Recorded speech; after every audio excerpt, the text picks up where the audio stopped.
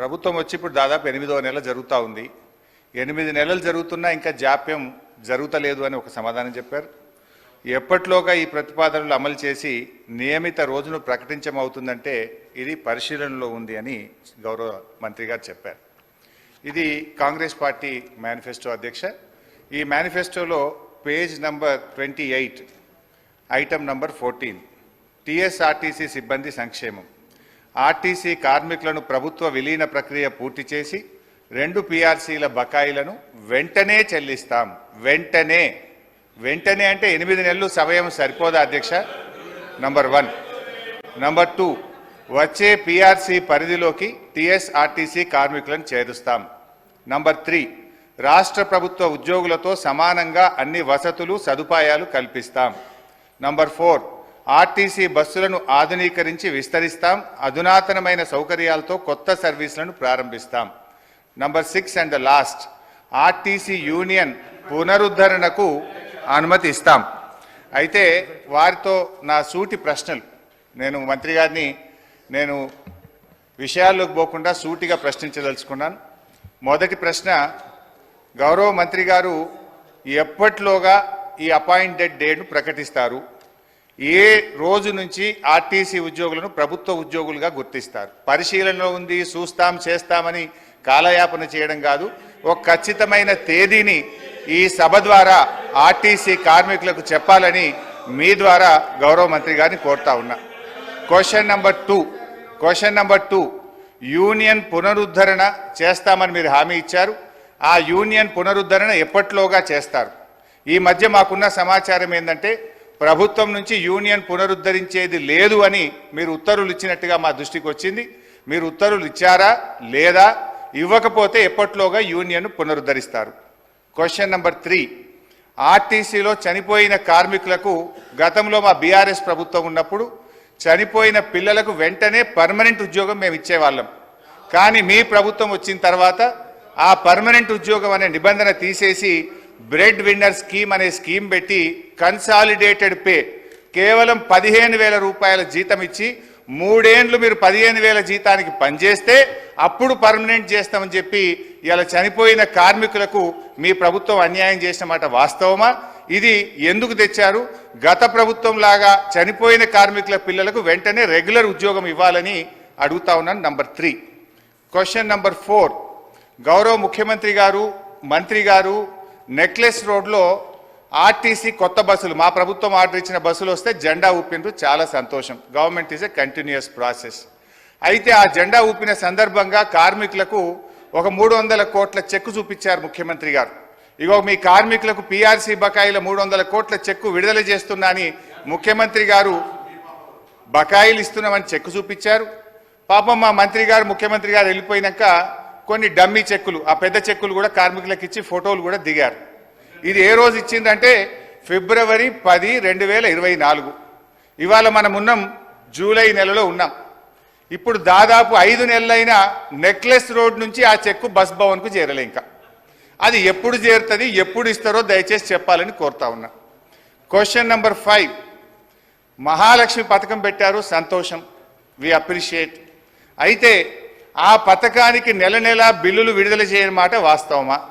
మహాలక్ష్మి పథకం కింద రాష్ట్ర ప్రభుత్వం ఆర్టీసీకి ఇవ్వాల్సిన నిధులు ఎన్ని, ఇప్పటి వరకు ఇచ్చిన ఎన్ని, ఇవ్వకపోవడం వల్ల కార్మికుల యొక్క పిఎఫ్ మరియు సిసిఎస్ డబ్బులు మళ్లించి కార్మికులకు జీతాలు ఇచ్చిన మాట వాస్తవమా?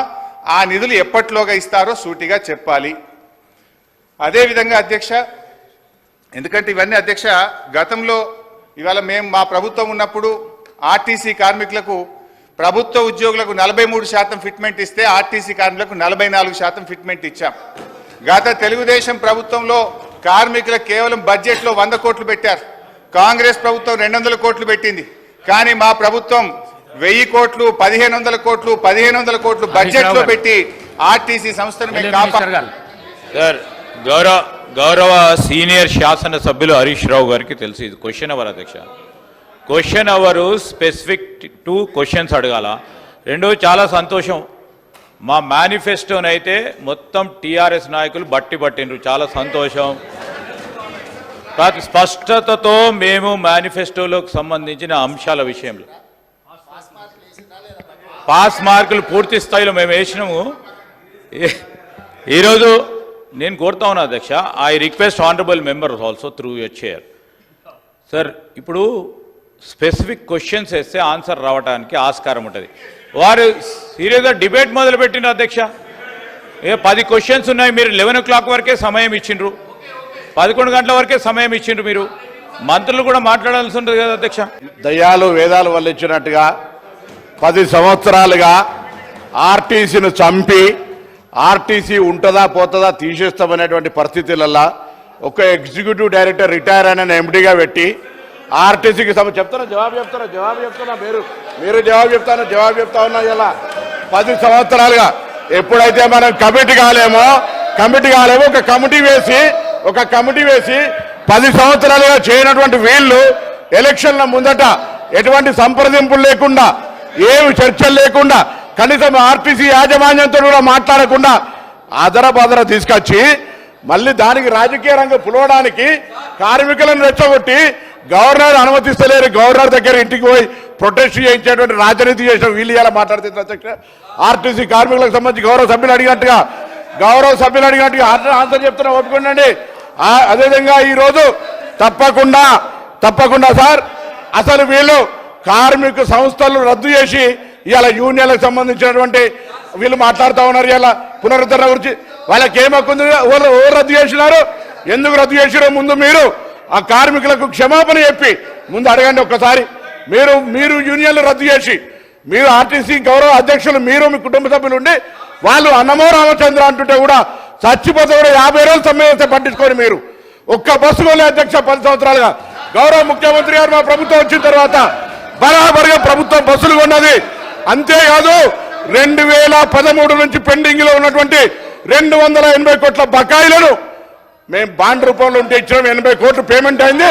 ఆన్లైన్ లో యాజమాన్యం ఇతర అవసరాల గురించి కలుగుతా ఉంది. ఇంకొక మాట అడిగినారు అధ్యక్ష, మేము ఎన్నడూ మా ప్రభుత్వం వచ్చిన తర్వాత కార్మికులకు సంబంధించిన పిఎఫ్ కావచ్చు, కోఆపరేటివ్ సెస్ ₹1 ముట్టలే. 4,000 కోట్ల బకాయిలు వాళ్ళ సంస్థ కార్మికుల సొమ్ము వాడుకున్నారు అధ్యక్ష. ఇవాళ ఆర్టీసీ 7,000 కోట్ల అప్పులతోటి మాకు అప్పచెప్పితే ఈరోజు ప్రభుత్వం మహాలక్ష్మి పథకం కింద నెలకు 300 కోట్లు ఇచ్చారు అధ్యక్ష. ఇప్పటికే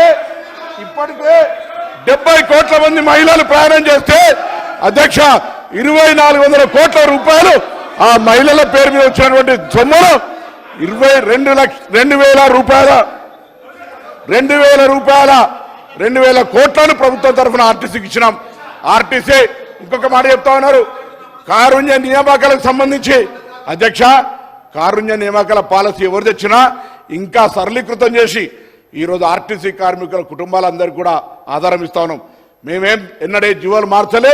తప్పకుండా ఆర్టీసీ కార్మికుల కుటుంబాల నుంచి చనిపోయిన వాళ్ళతో పాటుగా ఆరోగ్యం బాగలేనటువంటి వాళ్ళకు కూడా వాళ్ళ పిల్లలకు ఉద్యోగాలనే పాలసీ తీసుకొచ్చినాం అధ్యక్ష. ఆర్టీసీ తార్నాక హాస్పిటల్ను కూడా ఇవ్వాలనే మొన్ననే ఎంఆర్ఐతో పాటుగా సిటీ స్కాన్ తీసుకొచ్చి క్యాత్ ల్యాబ్ దాకా అభివృద్ధి చేసి ఆర్టీసీ కార్మికులతో పాటుగా అనేకం తీసుకుపోయే ప్రయత్నం చేస్తాను అధ్యక్ష. అదేవిధంగా ఈరోజు 45 లక్షలు ప్రయాణం చేసే సంస్థ 56 లక్షల మందిని ప్రయాణం చేస్తున్నారు అధ్యక్ష ఈరోజు. అంతేకాదు 3,000 కొత్త బస్సులకు సంబంధించి వారు అడుగుతా ఉన్నారు ఉద్యోగాలకు సంబంధించి అడుగుతా ఉన్నారు. 3,035 మంది ఉద్యోగులకు నియామకం చేస్తున్నారు. అవును అధ్యక్ష, ఆర్టీసీ ఇలా వాళ్ళందరికీ ధన్యవాదాలు చెప్తా ఉన్నా.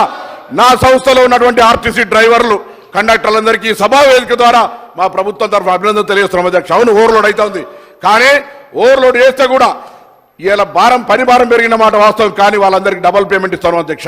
8 గంటల తర్వాత పనిచేసే వాళ్లకు వాళ్ళ శ్రమదోపిడి చేయొద్దని మీ దగ్గర బస్సులు ఎక్కడోడు లేడు, మా దగ్గర 100% ఇలా 95% యాక్యుపెన్సీ ఉంది అధ్యక్ష.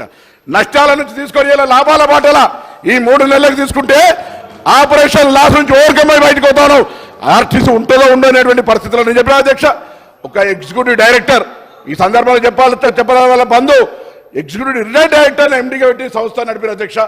50 రోజులు సమ్మె చేస్తే పట్టించుకోలేదు అధ్యక్ష. వీళ్ళు ఎలా కమిటీ కాకపోవడంతో ఒక కమిటీ చేసి ఇక దోపిడీ ఎలక్షన్లు అమ్ముకుంటే 50,000 ఆర్టీసీ కుటుంబాలు వ్యతిరేకిస్తున్నాయి, మనం గెలవలేం కావచ్చు అనేటువంటి ఆలోచనతోటి ఆర్టీసీ కార్మికులకు ఒక ఈ భూతత్వం రేటు చూపెట్టిన అధ్యక్ష.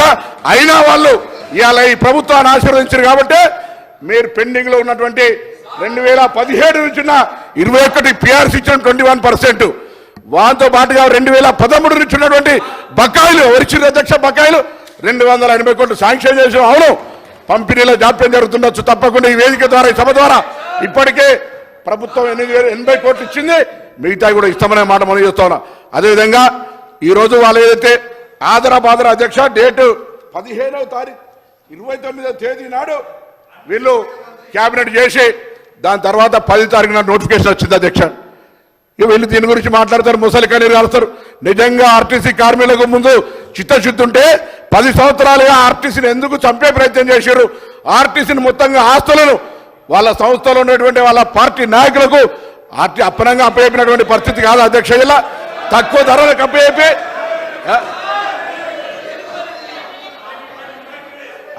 మీ శాసనసభ్యులకు ఆనాడు మీ ఇష్టం ఉన్నట్టుగా ఆర్టీసీ ఆస్తులు ఇచ్చుకున్నటువంటి పరిస్థితి కాదు అధ్యక్ష.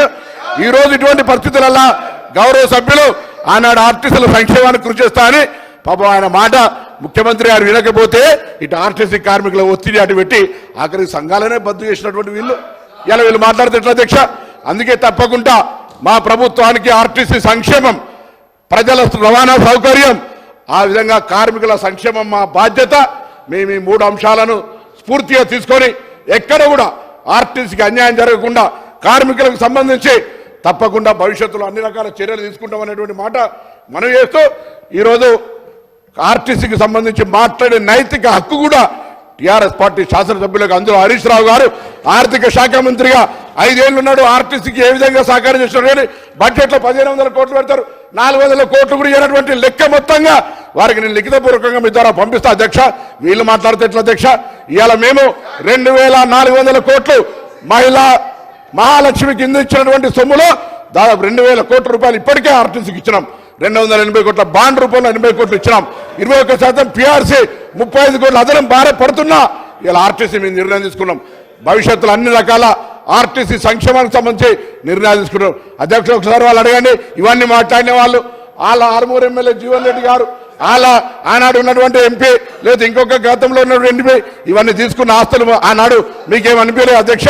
ఆర్టీసీ సంక్షేమం ఆనాడు కనవలేదా? నేను అన్నిటికంటే ఒక ప్రశ్న అడుగుతా ఉన్నాను వీళ్ళను. అసలు ఆర్టీసీ లాంటి సంస్థకు ఇవాళ ఒక రిటైర్డ్ ఈడీని ఎందుకు ఎండీ పెట్టినారో చెప్పమని అడుగుతూ తప్పకుండా మరొకసారి ప్రభుత్వం పక్షాన మీ ద్వారా సభందరికి కూడా సమస్త ఆర్టీసీ కార్మికులు చెప్తాను, తప్పకుండా ప్రభుత్వం ఈ అంశం పరిశీలనలో ఉంది. వాళ్ళు కమిటీ కాక ఒక కమిటీ చేసి జాప్యం చేసి ఉండొచ్చు. మేము దాని మీద చర్చల ప్రక్రియ ఇతరత్ర కార్యక్రమాలు తీసుకుంటా ఉన్నాం. తప్పకుండా దానికి సంబంధించి ఆర్టీసీ కార్మికులకు ఎక్కడ కూడా ఇబ్బంది లేకుండా ఉండే విధంగా చర్యలు తీసుకుంటామనే మాట సందర్భంగా మనం చేస్తా ఉన్నాం. మినిస్టర్ గారు. అధ్యక్ష, గత కొంతకాలంగా పెండింగ్లో ఉన్నటువంటి మల్టీపర్పస్ వర్కర్స్ యొక్క శాలరీస్ కోసం, అదేవిధంగా శానిటేషన్ కోసం 3,378,88 లక్షల రూపాయలను రిలీజ్ చేయడం జరిగింది సార్. అదేవిధంగా మరి శాసనసభ్యులు ఎవరైతే రామచందర్ నాయక్ గారు, ఐలయ్య గారు, వంశీకృష్ణ గారు చెప్పినట్టుగా చాలా మారుమూల తండాలలో, గ్రామాలలో మరి ముఖ్యమంత్రి గారు కూడా గుర్తించి చెప్పినట్టుగా రోడ్డు రవాణా సౌకర్యం కానీ, విద్యుత్ కానీ, విద్యా వ్యవస్థ కానీ సరిగా లేనటువంటి మాట వాస్తవము. వాటన్నింటిని కూడా మరి ఈ బడ్జెట్ ద్వారా పునరుద్ధరించుకొని మిగతా సమాజానికి సమానంగా జీవించే విధంగా జీవన ప్రమాణాలను మెరుగుపరుచుకొనుటకు విద్య కానీ, విద్యుత్ కానీ, రోడ్డు రవాణా వ్యవస్థ కానీ, మంచినీటి వ్యవస్థ కానీ, ఇండ్లు కానీ ఇవ్వాల్సినటువంటి అవసరం ఉంది సార్. తప్పకుండా ఈ యొక్క బడ్జెట్ ద్వారా వాటిని పరిపూర్తి చేస్తామని తెలియజేస్తూ ఉన్నాము. అదేవిధంగా రెవెన్యూ గ్రామాలుగా మార్చుటకు సంబంధించి కూడా సంబంధిత రెవెన్యూ శాఖతోటి మరి ప్రభుత్వం కూడా ఇన్వాల్వ్ కావాల్సిన అవసరం ఉంది సార్. ఎప్పుడో ల్యాండ్ సర్వే 1936లో ఎప్పుడో అయింది సార్. అప్పుడు ఏర్పడ్డటువంటి రెవెన్యూ గ్రామాలు ఆ తర్వాత గ్రామ పంచాయతీలు పెరుగుతూ వచ్చినాయి తప్ప రెవెన్యూ గ్రామ పంచాయతీగా జరిగినటువంటి పరిస్థితి లేదు. కాబట్టి ఖచ్చితంగా రెవెన్యూ శాఖ వారితో మాట్లాడి ఇది నిర్ణయాలు తీసుకుంటాం సార్. నూతన గ్రామ పంచాయతీల డిమాండ్ కూడా ఉంది, ప్రభుత్వం దృష్టికి తీసుకెళ్ళి మరి దీని విషయంలో కూడా నిర్ణయం తీసుకుంటామని తెలియజేస్తాం.